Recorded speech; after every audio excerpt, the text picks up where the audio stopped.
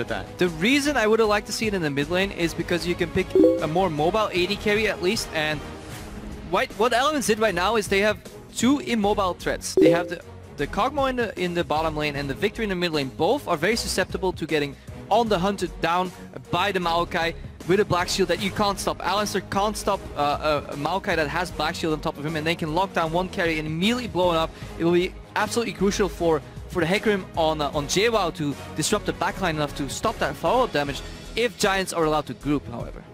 Yeah, that is the key thing here now with the timer ticking down. Giants switching up the picks at the last moment. It's going to settle on Diana for Pepinero.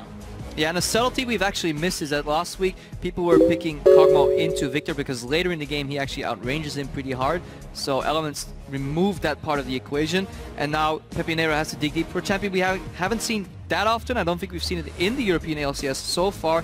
Diana coming out, wants to close the gap, and again, Victor is immobile. Once you get to him, you can kill him, but you have to prevent from dropping too low before you get to the Victor, and that will be interesting to see if Pepinero can succeed in that mission. Precisely, so that is that lane matchup. Looking at the compositions though, for Giants Gaming, I think it makes quite a lot of sense. It's quite obvious, you know, with that Sivir, not just that, they want to run at the enemy team, and of course flank with the Evelynn. But for Elements on the other hand, it seems a bit different. Yeah, Elements they basically want to reenact that scene in Braveheart where everybody goes like, hold. They want to hold their horses, stay and have Alistair counter de-engage. No Black Shield on somebody, knock him out, knock him up. They want to peel for the carries and hopefully survive and counter-initiate with the Sejuani ulti.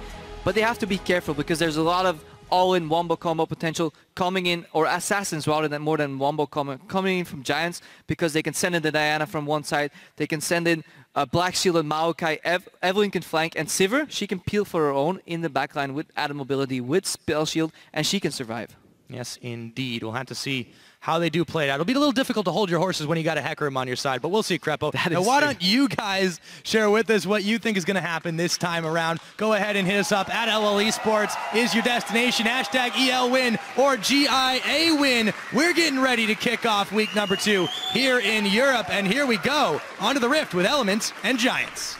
Now, one thing I do like about Elements is that they have some pressure in the early game. Hecarim can control a lot of the wave at least, so he will not be automatically or necessarily pushed into his tower. It also opens up for Dexter to potentially gank top lane, because you don't really want to pay too much attention to the bot lane when you have two scaling AD carries and the one has more damage, the other more utility. You don't want to spend too much time ganking that Sivir, in my opinion. So it's good that they can focus down the top lane, get Hecarim rolling, get one of those mobility carries rolling on Elements' side. And in Victor, and I just want to see pressure from Elements. I want to see them go forward, not get pushed in all 3 towers, because that led to a very stale and passive early game, and that's not what you want against Giants. No, Giants are definitely a team that are unafraid to make early plays, to get involved. Yes, they pay for it with their lives quite often, but you know, they still started off with the same record as Elements here. Both teams are looking for their second win in this split.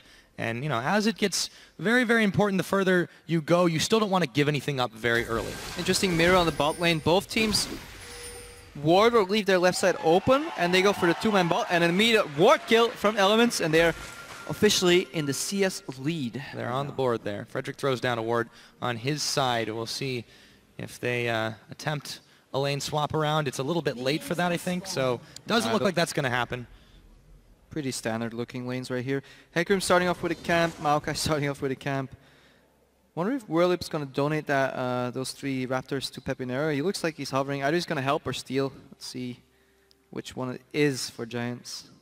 All right, so on the other side, on the red side, JWoww hanging out by the Raptor camp of their own. So you know, both the top laners looking to get themselves a little bit of a CS start, get the ball rolling, as it were. Raptors go down thanks to a couple of saplings. Froggen, meanwhile, with Pepinero in this mid lane, definitely want to keep an eye on that matchup as the game goes. And Giants managed to prevent a deep ward from Elements, so Elements now has no idea where Evelynn is started. Add that to her invisibility in her kit, and Dexter might have to be careful in his first clear. Sejuani goes very low, and so does Evelynn. So if Evelynn chooses to skip one camp and suddenly go find Dexter in his jungle, he might be in for a surprise, but doesn't look likely to happen. Yeah, I think they might give each other a decent bit of respect. So far, that seems to be the case. No shenanigans here. And you got to wonder how much, you know, plays into it, knowing your opponent as well. Knowing it, will Frederick go in and counter jungle me? If you don't think it's likely, it may not change your mindset as much. Yeah, if you have a good read on the opponent, that definitely helps. We've passed the stage where level 2 ganks are usually coming out, so both teams should be aware that junglers are going to go for a full clear at this point, and base, barring any jungle shenanigans, because look at Evelyn's HP right now. She's already so low. She will have to base. We will see probably likely the same on Dexter's side on Sejuani. So both junglers will have to base it. And Frederick's struggling here a bit. Yeah, he's having a little bit of trouble dealing with this blue buff. The hate spikes are flying. He will be able to clear it away, but man, when you said Evelyn gets low, you weren't kidding. Yeah, at least you have the panic mechanic where you can kite the buff around and spam hate spikes to get safely out of there. And yeah, as we see in any Alistar lane, yes, you will get pushed in. You will have to see us on the tower. But that's fine, you have the sustain on the heal, you can bounce the wave back and start pushing out more aggressively if you choose so. And both of these teams are content with farming just throughout the early to mid game. But we'll see if Audrey, due to pushing in a lot, can get a little bit of a CS advantage. He's 3 CS ahead right now, not too much. As long as that gap doesn't widen to the 10-20 CS mark, I think Tabs will be very happy here. Yeah, you're right, absolutely. Anytime you can go even close to even as a Kog'Maw, you've definitely had a good lane. Let's see what Frederick decides to do. He's actually skipping the Krugs right now, and that means that Ward's not going to check anything on him. Will this be some trouble for JWoww from the top? We'll have to see. Meanwhile, on Godfrey, on Promiscu, the battle of the new supports right here. But Frederick is still hovering in the top lane. Just outside of the vision range. JWoww nearly gets to him. He has no defensive summoners here. We saw what happened last week when a Hecarim got a little bit too comfortable up in the top lane without those. We'll see how this starts. In comes Frederick. Whirlib jumping on him. Arcane smash. Will the pony get away? Or will this be it? 8 spikes are flying. It's first blood. And Frederick is just out of range of the tower. Frederick barely gets out of that with his life. Almost got that extra tower shot, but makes it out. And this is crucial for Giants. They have to push in. Teleport is still on cooldown on JWoww. And look at all those creeps he's going to be missing if Whirlib pushes this wave in. This is huge for Giants and almost predictable. You said it last week. We saw Hecarims without the flash get ganked over and over and over. Where was Dexter to counter gank this? Potential slip up from Elements? Oh, where was Dexter? I think the answer to that is down bottom lane, but he's going to take a Dark Binding. No invisibility for that giant Pig Rider. And I said this last week as well. I think Dexter plays too much around his bottom lane. What is this Sejuani gonna do against a double shield lane? You have Black Shield and Spell Shield. That's not enough to break open the gank. Even if you do, where do you go from there? Kog'Maw with items will scale perfectly fine into the mid game. You're ganking a utility AD carry on Giant's side and leaving their main tank that's gonna dive on top of your carries like untouched and even gets help from his jungler. I don't like this priority in terms of ganking, and I think Giants had the better idea in the early game, and it showed in the stats for last week as well. Yep. If you look at that early game, we talked about it a lot for Elements. They're very, very passive despite the new roster. Still looked a bit much like the same. And, you know, only getting 1 kill in the first 15, giving up 2 deaths, and that's between 2 games, by the way. You don't have to be really action-oriented, but they're already trending this way. I feel like it's definitely making it predictable. Just sprinkle some action in it. You don't have to go full UOL. A little bit is nice. Just a little bit. Well, history's about to repeat itself right now as Whirlib and JWoww duking it out. Frederick comes in. Nice juke from JWoww, and he knows he's got some backup this time around. Dexter looking to chase on. They turn their attention to Whirlib. Frederick comes back, however. JWoww might have overstepped his bounds, and it looks like we'll see a jungler for top traded in that top lane. Meanwhile, Froggen is ignited. Peppy is gonna go for him, and he even misses the gravity field. And he gets away. Deja vu for Peppy Neru. Steps out of the tower range right before the next shot comes out. He survives. This is definitely going to make Froggen a little angry, I would say. Barely makes it out alive there. And yeah, on the top lane, traded kills. And you have to be careful. Once you go for these all-ins in the top lane, everybody drops low. What you have to watch out for is who has minion aggro. Because in a full wave, 6 minions helping the enemy is going to matter a lot, and I think that's what both teams kind of underestimated. And you saw this pause in the middle of the fight where both of them backed out and it's like, okay, who is winning here? Let's find out. They traded kills. That part's not the worst thing for Elements, but let's take a look at what happened again in the mid, because that definitely was. So yeah, Peppy Nero is about to hit 6 here, and I imagine he will go in, hit 6 with the Q cast. The exhaust comes out from Froggen, and not enough damage to get Peppy low, and he follows up, but actually in the bot lane. Yep, we're right back to it. So Audrey, back shield on him. He might just make it out of this one yet. Yes, he does. The summoner heal was popped as well, and Tabs and Promiscu just didn't have enough damage to chunk him down. And yeah, at the very start of this clip, we saw Promiscu land a knock-up before the spell shields came out, and I think that's a little slip-up from Giants. That should never happen unless Promiscu flashes. But as we see in the left-hand corner, his flash is still up, so he basically walked in, got the opportunity to smash the ground, angry as he was, and it wasn't shielded by Black Shield or Spell Shield. Perhaps a miscommunication. Who goes first? You know, do I use my shield? Do you use your shield? You don't want to stack them. And I think that's what happened on Giant's side. You may not be a pro player anymore, Greppo, but you still have those support instincts. Oh yeah, I failed a lot of shields in my time, Pyra, so... You gotta learn somehow, right? I know how it goes wrong. Oh, Frederick, he's still having trouble with these buffs. Yeah, he smited the red buff. There we go. That'll get him a little bit back. But Evelyn is quite a dainty jungler. Yeah, definitely dancing on a nice edge here. And Whirlip, 60 CS to 42 in this Hecarim Maokai matchup. As well, the controlled Catalyst will snowball that sustain. We know that Whirlip, or that a Maokai can sustain a lot on Spellcast a lot, but Promise Q going in again. There we go. Audrey, he's got a flash. Again, misses the Spell Shield. Black Shield's on him, however. Godford now gonna throw down the Soul Shackles, gets the double stun, and they will walk away, but Giant's bot lane is battered and bruised. Yeah, lurking in the brush, and you have to respect that on Giant side. You have to, if you're going for a ward in that brush or a face check, you have to do a preemptive shield. Or you're forgiven, you know. I think only 1 or 2 players in the league can reactively shield that. And get away with it. I would have just preemptively shielded, got the ward out, and then back off and play around your cooldowns. Giants though, 1,200, 1,300 gold in the lead, and I don't really expect the Pepinero getting engaged on. That might get evened up for just a minute. They're gonna throw everything on him, the Chaos Storm. But Dexter will end up picking up that kill, and while Frederick was there, there really was nothing he could do.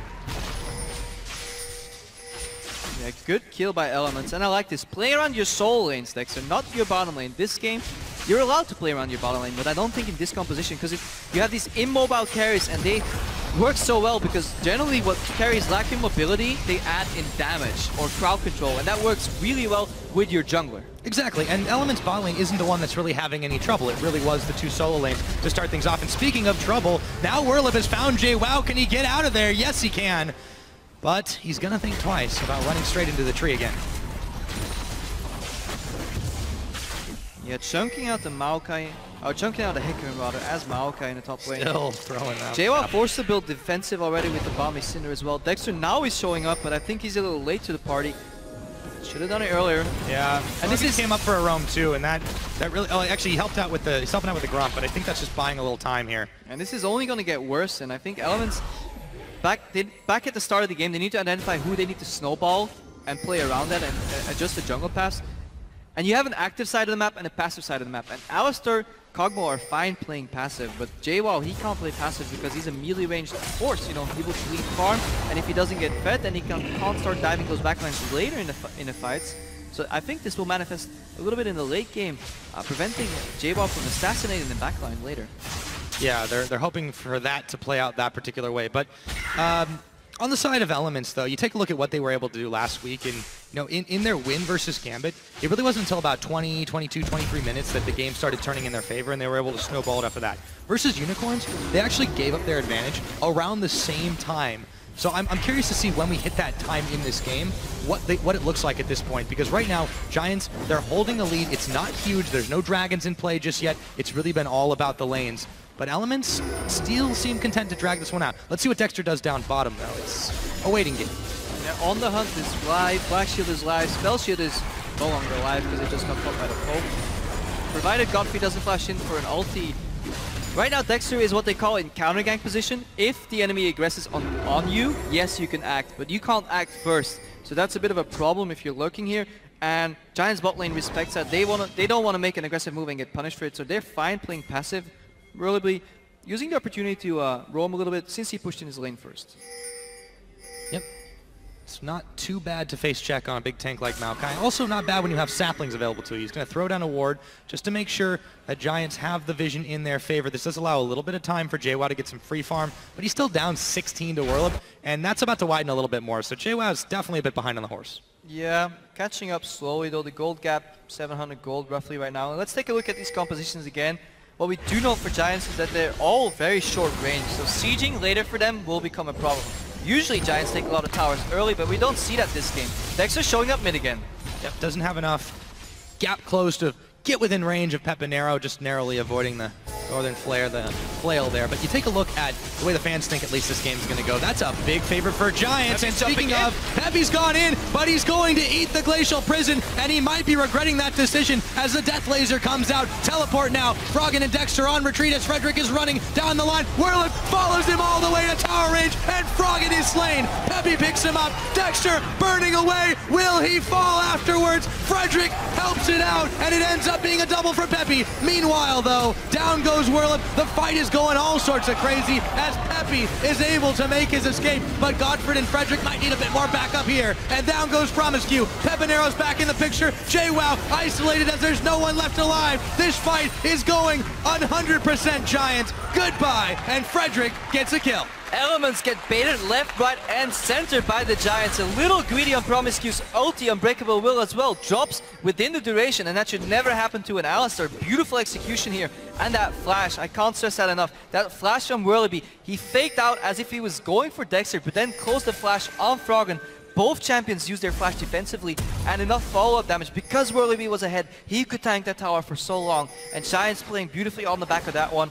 And the defense coming in, helping their members. We saw Godfrey flash bind to keep the horse off Evelyn. Evelyn turning around later with the haste spike. Giants was not afraid to leave that fight. Let's watch that again. Pepinero going a little bit aggressive. Ulti from Dexter comes in. He has to flash out. I feel teleports are a little late. So we see that these are like middle of the pack tier teams. Teleport does come in first for Whirlip, and this is what I mean. Those double flashes. He was going for Dexter, then flashes on Froggen.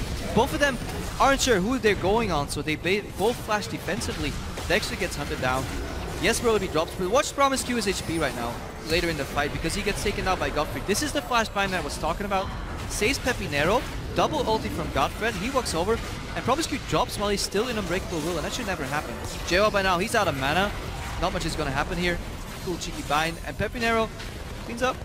Yeah, nope, Frederick steals the kill, but solid action from Giants, and they're 7-3 ahead right now. Yeah, and speaking of Pepinero, though, he did pick up a couple in that fight. Looks like he might do it again as Froggen gets jumped on. Frederick's the one who comes up with it, but meanwhile, a teleport from JWoww means Pepinero's going down. It's a 1-for-1 mid laner from mid, but Frederick is on the retreat, smited down by the Hecarim. In comes the onslaught of shadows, and he's feared right back into Dexter, but he flashes into the red pit, and he'll make his great escape.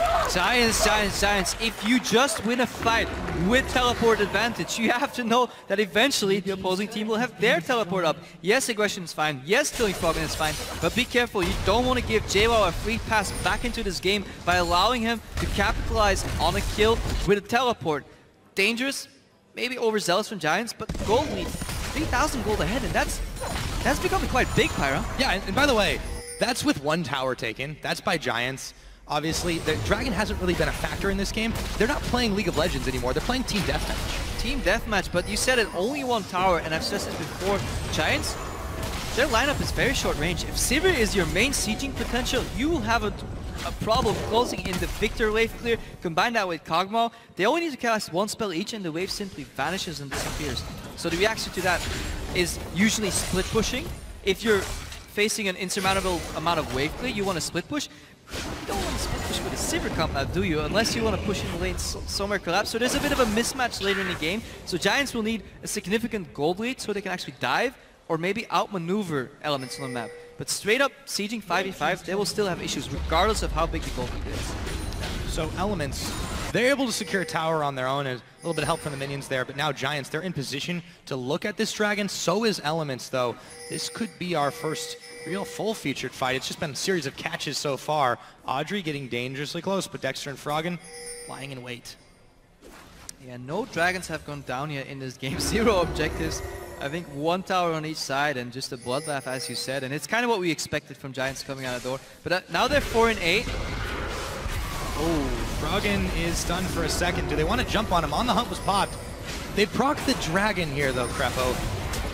This is baiting Elements into something, but are Giants baiting themselves? That's the question. Yeah, Dexter's running out with a blue buff at this point in the game. I think that went a little wrong there. Froggen would have liked that. If not, Tabs would have liked that. Anybody would have liked that. Not the best of Sejuani, because he's going to go in, cast a spell once, and just tank it up. Dragon, however, gets reset. I like what Audrey's doing here, putting some pressure on the bot lane. You don't want to dance around endlessly. You want to keep pressure on the lanes. Look at top lane as well. They're pushed in. Both teleports are down. But Whirlip is coming up sooner. Reactionary push from Elements in the mid lane, putting some pressure, but they have Whirlip catching that. They could move Audrey down here, or they could just straight up group and go for it on the Hunt. Giants, they have a lot of liberty in their play, because they can make a lot more moves than Elements. Elements is playing with their back against the wall right now. Yeah, and Giants are looking to push them all the way through that wall. So, tower taken, courtesy of Some minions on the bottom side prompts Giants Gaming to start up this Drake. No response so far from Elements. Looks like they're going to give this one up for free. So Giants grab a nice little bit for themselves and then one fell swoop. Yeah, and similar to what I was saying about those sieges and towers, the way Giants want to break the mold, open up this game is through lane control, push in one side of the map and then go to the other side and basically break open the game that way. We saw JWoww leave for the top lane. Godfred, he could be in some trouble. SIêU gets the double knockup. Whirlup knocked into the tower. JWoww now looking to hunt down Godfred, but Whirlup picks up Froggen. And let's see how this fight finishes without the mid laner. Pepinero running amok, but he gets exhausted immediately. And it is a 1-for-1 with Godfred dropping. Giants Gaming still come out ahead, I would say, in that one. They keep on sieging. As a support player, you gladly sacrifice your life if that means taking out the enemy mid lane and more essentially part of the wave clear. Karma doesn't have enough wave clear here, and Whirlup's going in. Whirlup is going in. JWoww is going to get dropped in. Whirlup flashing at the last minute to avoid the living artillery. SIêU goes down. Double kill over to Pepinero. Dexter flashing away, hopefully to safety, but no, he goes down after the turret. They get a few more kills. That's a triple. Pepinero, ole! And they get Tabs' flash. In addition to that, Giants again escaping death very narrowly. And this is the so many times this game where Giants they're taunting Elements. They're saying, you want me? You get me? Nope, you don't get me, barely. I'm out alive on low HP. Tabs even blew an offensive flash in that fight. And as a Kog'Maw against this composition from Giants, it will be risky for him to enter the next fight. Elements might not even want to fight in the next 5 minutes, but they'll have to because they're 5,000 gold behind. Seems like they've been playing under the false sense of security for a little while, and that has just been blown wide open. 19.5 minutes into the game, we're not quite 20 there. Giants have a fairly massive lead, as you said, 5,000 gold ahead of this game. And I talked a little earlier about how in both the games last week, Elements, things turned pretty lopsided at 22 minutes or so. Well, it seems like the pace has accelerated. Yeah, they'll definitely need the things to turn in their favor soon, or they're looking to lose this game. It's a little early to talk about it. No tier 2 towers have gone down, no Baron has gone down, so we... Only one dragon. Only one dragon, so we should hold our horses. This wouldn't be the first time a gold lead like this gets turned around in the LCS, but Giants, they came out swinging, and they have some stamina left. They can swing a little more so far. Well, Elements, they're going to have to come up with a new strategy than taking the punches. We'll see what they do going forward. We've hit the 20-minute mark. Baron has now hit the field.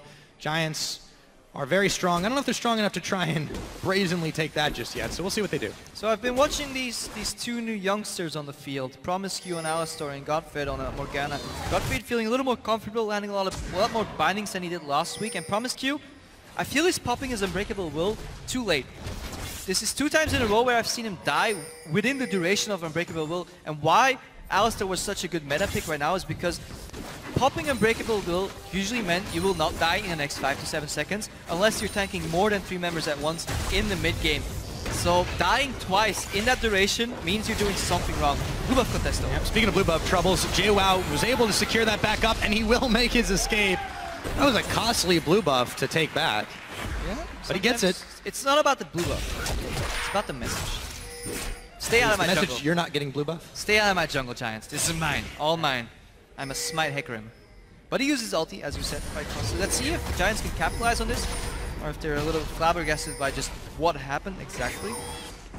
Still, the pressure is there for them. They've got all the outer turrets available. They have a little bit more leeway to move around the map. Binding is going to hit Dexter as he clears away that ward. Of course, doesn't stop him from attacking. Peppy's got his blue buff now. So, importantly, it's really been denied for Froggen. I mean, that's got to be the frustrating thing for him this game. Now, talking about builds, we see the Righteous Glory come out on the Maokai, so he sacrificed a little bit of tankiness for utility. A little bout in the top lane there. We see elements converging, so I might have to drop this point as we're getting ready for another. They're all showing up.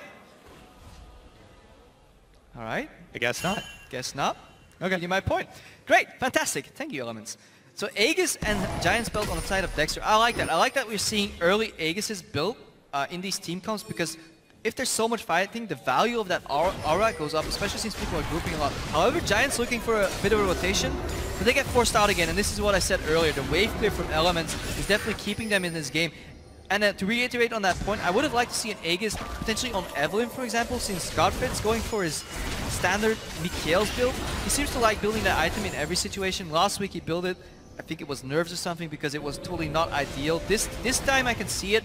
These carries are diving in deep and they get counter-engaged by the Sejuani ulti, so Mikhail's will definitely be a good pickup. But if your support's not building Aegis, the jungler should take over because this is a team game, especially when you play this comp that is very grouping focused. The value of that aura goes up if it can spread to 3 or 4 members. Yes, it does indeed. So, taking stock of where we're at right now, just shy of 23 minutes on the board. Dragon's going to come up in another minute, but there's been a little bit of sparse warding from Giants on this bottom side. They've really invested a lot more in the top side and trying to make sure they can spot elements out in the top, but the field of play shifted a little bit. There's not that many people there. Since Dragon is about to come up, Giants, they're now moving in mass down to the bottom, seeing if they can catch anyone. JWoww's the only one there right now. Binding's going to hit him smack in the back, though, and he is going to get chunked, having to ult away. Not great timing if you want to be able to contest a Dragon. And I like this. Good pressure from Giants. Don't settle for just a Dragon vision. Get that vision deep in the enemy jungle so you can set up plays later. You want to be thinking 2 steps ahead right now. Just Dragon's not enough. You want to push one lane, get the Dragon, potentially rotate there, continue, just turn the heat on. Just keep elements under pressure and eventually they will crack.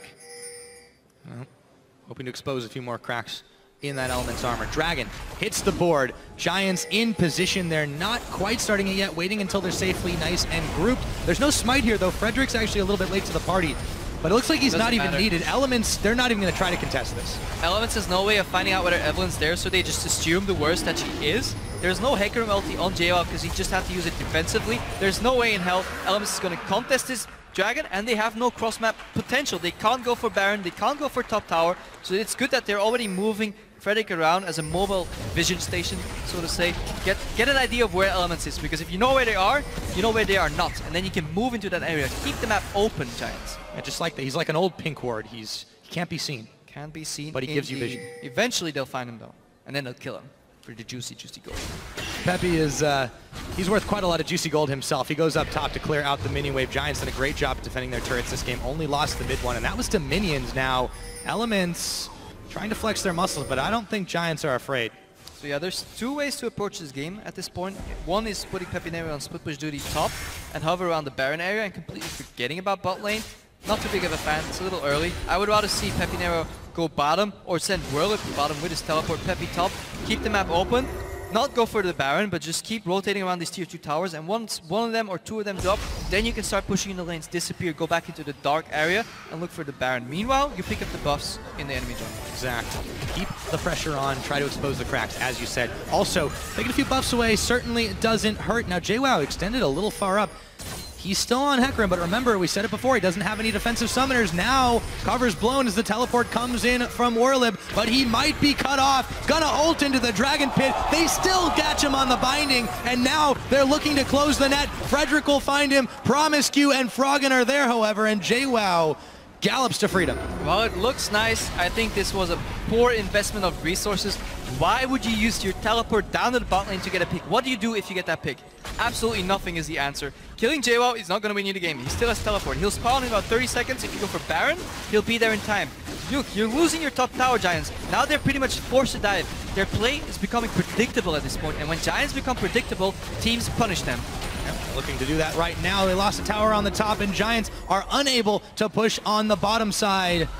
In a 5v4 situation, Promiscue even grabs a little bit of vision back here. Now let's go back 2 more minutes and live in a world of fantasy where that teleport didn't get used to bot lane, where Brilliant would be pushing mid lane, where Elements actually responded to this rotation. They could have saved their towers, but Giants, they do open up the map enough to get this tower. I think it's a bit of a mistake of Elements to let this one go, but you see how valuable it is to get Elements defending one side of the map and then using your mobility to move to another and get these objectives, rather than just simply playing for picks. Every move you make has to be tied to an objective.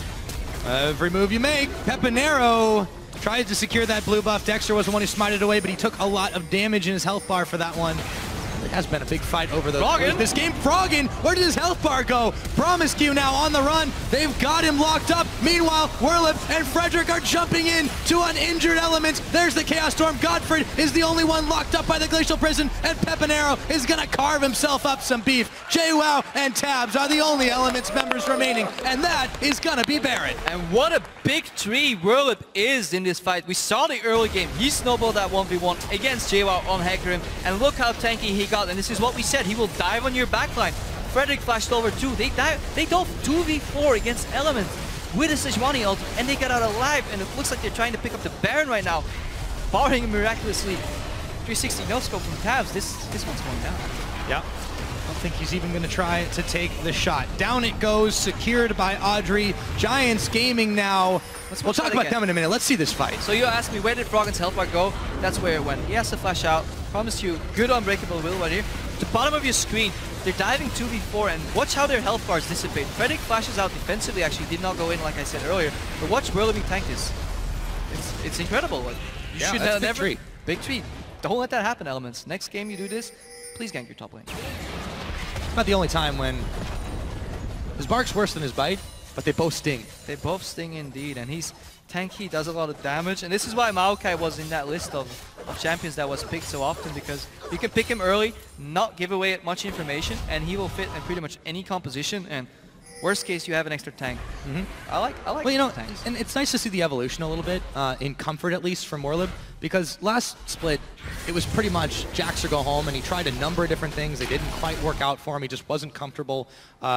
People took really heavy advantage of just trying to camp him and deal with him, and Giants didn't really know how to respond. Now he's 3-1-9 on this Maokai.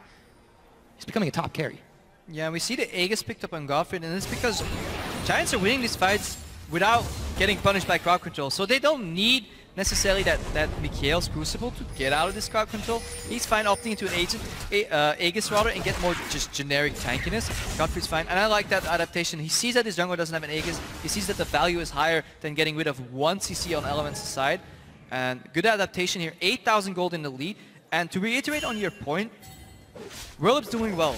You look at Audrey, he's doing well in his supportive utility AD carry role. Pepinera is no longer the one-man carry this game for Giants. They're spreading out the resources, they're doing well on all sides, on all flanks, and I like it. Good job, Giants. Yes, but nonetheless, Pepinera is still a very, very scary carry right now. 30 seconds till the next dragon, but Giants have some other things on their mind. With the Baron buff, they're pushing 4 members deep on the bottom. It's defended by Elements, however, they don't feel like they can dive down here. But they've still got most of the map in their control. While I said good job, Giants, why is there nobody top lane? If you have the Baron buff and you can 1-3-1, these towers will crumble, they will fall. You don't have to fight for these towers. Just rotate the map. Use your advantage that you can buff all 3 lanes at once, and eventually Elements will back out. They have double wave clear, but they need to use it on the same lane to get rid of these Baron buff minions. Yes, you can force your way in, but I think it's highly inefficient. I agree. It seems like they prefer the brute force approach, but it's definitely dragging things on a little bit here. So 30 minutes is now the game timer. As we mentioned, you know, it's a massive gold lead for Giants Gaming. 9,000 ahead. They've got 2 dragons to the Nun of Elements. They're looking to take another here. They've got 5 towers to 3. Honestly, those numbers should be higher. Yeah, they could be, but it's okay. I understand why Giants is taking this safe approach. If a fight breaks out somehow, if they get caught, they're at least all 5 there, and they're guaranteed to very likely win it, barring a miraculously AoE engage from Dexter. And I think that is kind of the one way Elements can get back into this game, right? A good Sejuani engage, multiple people knocked up, multiple people ultied, and then just JWoww diving in with the Onslaught of Shadows, doing an extra fear, and then Froggen's AoE coming out. That's what Elements is looking for, and Giants is not allowing that at all, so I understand why they take this quote-unquote pseudo-passive group approach, because they have the Sivir, but you have to be flexible in your strategies. But so far, it's working. And if it ain't broke, don't fix it. Yeah, well, so far, that seems to be the strategy, Greppo. So, Giants Gaming, serious lead for them. They've yet to find a way to close it out, but Elements are not keen on giving them the chance. They're definitely digging deep to try and keep this defense going. And, you know, they don't want to start this split 1 and 2. Nobody does. But Elements, you know, this is their big new roster. This is their time to shine. And, you know, Giants Gaming right now, they've pretty much been schooling them around the map. Yeah, definitely schooling them slowly. Mistakes on both sides, but Giants, good improvement, honestly, playing well. And I think we won't see much happening here. A couple tower pushes, but I don't think the base will be broken up until next Baron, or potentially Giants saying, hey, Elements, we're about to take our 4th dragon. Do you really want that to happen? Come and fight us. I think that's likely to go. Might see a panic engage earlier from the Elements side, but I doubt it. Yeah, Whirlib is just way too tanky at this point. He can just keep on holding the line. Pepinero should be able to freely grab himself a blue buff. That damage he's dishing out is just too much to handle. So that's taken. Fredrik waiting around, seeing if he can pull off the Evelyn flank. And it looks like we might be in for a dive here, Greppo. JWoww is going to get bound, but nothing will come of it just yet. Yeah. Look at Fredrik's position, and I like it. He's flanking, and he has to. He has to surprise the backline of Elements, and get a Wamukoma going. They're going in! There we go! Whirlib is targeting out Froggen, but the rest of Giants are on to Dexter, and the rest of Elements. Tabs, chunk down, Pepinero going nuts on everybody. Frederick getting some kills for himself. Peppy staying alive. That's a double for Pepinero. Dexter is the last man standing as Peppy finally gets shut down. Ace for Giants, and how does Pepinero manage to survive so long? He's the only Giant to go down in his team, and 5-for-1 trade, and Giant putting on the flame again, and they're going deep, and they're finally gonna break open this base, and that's what they need. Get rid of one of those base towers, then they get another Baron. They can close out this game, and Elements, strength in numbers wasn't enough. Beautiful re-engagement by Pepinero. He gets the 2 carries in his E ability, and it was fantastic. Yeah, and let's not forget Frederick either. Magnificent on the flank. He secured a few kills for himself. Greedy approach here from Giants, but it doesn't even matter because there's really nothing Elements has been able to do against them here. Inhib goes down in the middle. They've already grabbed one. There's a teleport, though. This might be the moment that Elements can strike back. Will it be the case? Do they still have a hope? JWoww going low, and I don't think Elements have enough left in the tank here. They're chasing, they want to kill, but even if they get it, it will be hard to translate this into an objective, and that's what League of Legends is all about. And Gottfried on Morgana, showing why this pick is 4-0 so far in the European LCS. That Black Shield doesn't get knocked, doesn't get chain CC'd, he can walk out, gets the heal from his AD carry. We're all buddies over here, helping each other, and Giants get away, trade a teleport for nothing, and that's fantastic. Yeah, no worries at all. Baron's coming up in another 30 seconds. Elements knows this, however. They are grouping up around that side, see if they can take away the red buff, but it's going to be just so damn hard to fight this Giant squad, as big as they are right now. And they wait in the brush, but they're spotted. Down goes the ward. Frederick runs into the gravity field, runs right on through it. Promiscu, as tanky as he's trying to be, he's just not enough. Frederick is gonna flash into the red, gets shut down by Tabs Kog'Maw, but Pepinero, meanwhile, is going nuts again. Tabs goes down, double kill for the Diana. Froggen is gonna get melted. Another triple from Peppy, and JWoww is the only one to live to tell the tale. Giants, they launched the pain train, and Elements just can't stop it. One by one they drop. We saw Promiscu, even in Unbreakable Will, get pretty much insta-gifted, and once that starts happening, you know your days are numbered if you're an immobile carry like a Kog'Maw, like a Victor, against the likes of this team comp of Giants, and yeah, they're snowballing their lead into an avalanche almost, and I don't see Elements doing all too much to come back into this game. Yeah, it's going to be ridiculously hard for them. They're down more than 17,000 gold. They've not picked up a dragon this game. That's the second Baron that Giants have been able to grab after massive lopsided fights, and Giants Gaming are on a fast track here for a 2-1 start in the LCS summer. 17,000 gold. Just imagine how many site wards you can buy with that much money. Let's see this again. Frederick no longer even has to flank anymore. When you're Evelyn with On the Hunt and you can just form an ulti like that, initiate the fight, Boomerang comes out, AoE damage. Promiscu again, dying in Unbreakable Will. Dexter is the main tank, but he can't survive this. Pepinero just takes one down, gets the reset, and look at Tabs. He's immobile, so he's gone. He uses Flash in the last fight. Froggen, what are you gonna do? Yep. What are you gonna do? Absolutely nothing. Yeah, JWoww, I mean, the only reason he got away from that is because he's Hecarim and he was on the back line. Yeah, but when Hecarim's running away from the fight, they're usually bad. Definitely not great for Elements right here. Things are in a dire situation, so they turn.